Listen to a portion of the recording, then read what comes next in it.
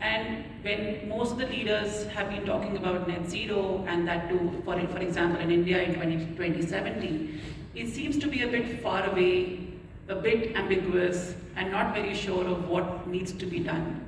But many of the leaders have now started thinking of breaking down these targets into something near term. For example, thinking about an intensity reduction and the actions that are needed for that. And that precisely brings to the point of ensuring that the actions are then measured through digital technologies as well as innovation that is needed.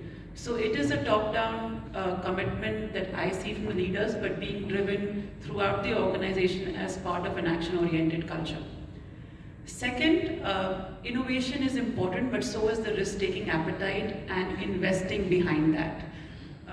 We are dealing with technology or resources or capability of talent which is still unproven or not has been proven at scale. And it takes that risk and that attitude and that commitment to be invested behind that.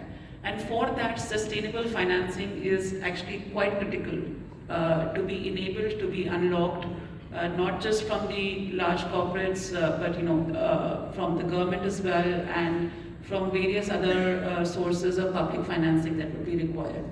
And the ability to ensure that there is an opportunity that is given, as Mr. Ravi was just talking about, 4 people coming in and doing something right, there is that opportunity that we need to explore for sure.